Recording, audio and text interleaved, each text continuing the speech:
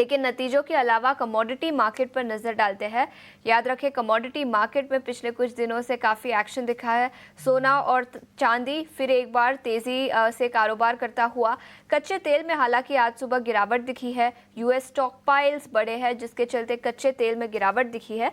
लेकिन commodity market पर रणनीति बताने के लिए आज हमारे साथ ट्रेड बुल सिक्योरिटीज के भाविक पटेल जुड़ेंगे कुछ ही मिनटों में। लेकिन तब तक कमोडिटी मार्केट पर नजर डालते हैं। याद रखें, यूएस में स्टॉक पाइल्स बढ़े हैं, जिसके चलते सप्लाई बढ़ने की उम्मीद है और जियोपॉलिटिकल टेंशंस भी कम होते हुए नजर आए, जिसके चलते भी सप्लाई बढ़ेंगे। और डिमांड को लेकर तो ऑलरेडी ही चिंता है। याद रखें, टैरिफ वॉर के चलते स्पेशली चीन में डिमांड दबाव पर रही है। और याद रखिए, चाइना सबसे बड़ा इंपोर्टर है कच्चे तेल का। तो अगर चाइनीज इकोनॉमी रिवाइव नहीं होती तो डिमांड को लेकर चिंताएं होगी, सप्लाई बढ़ने की उम्मीद है।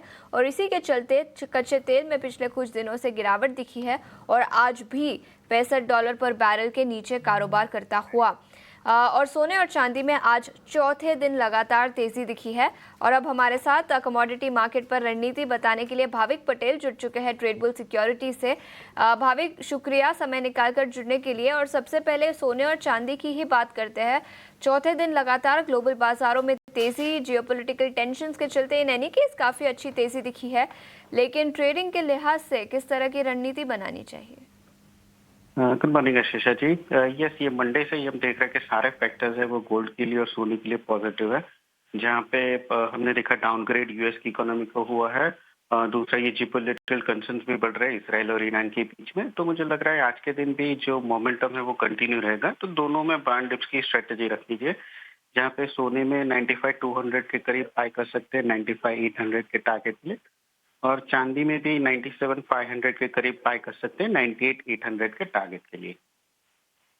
पर खरीदारी की राय और चांदी पर भी 98,800 तक के लेवल्स नजर आ सकते हैं। सोने पर 95,000 का स्टॉप लॉस और 95,800 तक के लेवल्स नजर आ सकते हैं। और सोने और चांदी दोनों पर खरीदारी की राय। लेकिन इसके अलावा कच्चे तेल और नेचुरल गैस, यहाँ पर आपकी किस तरह की रणनीति होगी? देखिए, कच्चे तेल में हालांकि फंडामेंटल्स अभी भी नेगेटिव है, बट ये इजराइल शायद ईरान पे अटैक कर सकता है, वो न्यूज़ पे हमने कच्चे तेल में तेजी देखने को मिली। बट अभी यही लेवल पे आ गए 54, 50, 5500, जहाँ से कच्चे तेल को एक स्टिफ रेजिस्टेंस मिल रहा है। तो मुझे लग रहा है कि वापस से थोड़ी नफा वसूली आ सकती है। तो कच्चे तेल में शॉर्ट कर सकते हैं 5350 के करीब, 5250 के टारगेट के लिए। और नेचुरल गैस अभी भी लग रहा है कि ट्रेंड पॉजिटिव है। तो वहां पे बाय एंड डिप्स की स्ट्रेटेजी रहेगी 286 के करीब 295 के टारगेट के लिए। इसको देने ठीक है नजरिया कच्चे तेल मार्केट पर। लेकिन इसके अलावा भाविक, अगर हम इंडस्ट्रियल मेटल्स की बात करें तो यहाँ पर किस तरह का ट्रेड बनेगा? जिंक, लेड, कॉपर, एल्यूमिनियम, यहाँ पर किस तरह की रणनीति होगी? ट्यूसडे को जो चाइना ने रेट कट किया है 1 साल और 5 साल के ऊपर 10 बेसिस पॉइंट का, उसके हमने पॉजिटिव इम्पैक्ट बेस मेटल्स में आते हुए देखा। बट आज के दिन लग रहा है कि अभी मार्केट थोड़ा साइडवेज हो चुका है, रेजिस्टेंस के करीब ही चल रहा है कॉपर में। तो मुझे लग रहा है कि कल जैसे थोड़ी बिकवाली देखने को मिली थी, तो आज भी वो कंटिन्यू रह सकती है। तो ऊपर में बेच के चल सकते हैं 862 के करीब 854 के टारगेट के लिए, और स्टॉप लॉस रहेगा 867 का।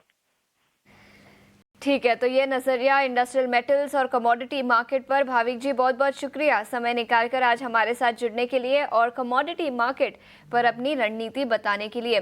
गिफ्ट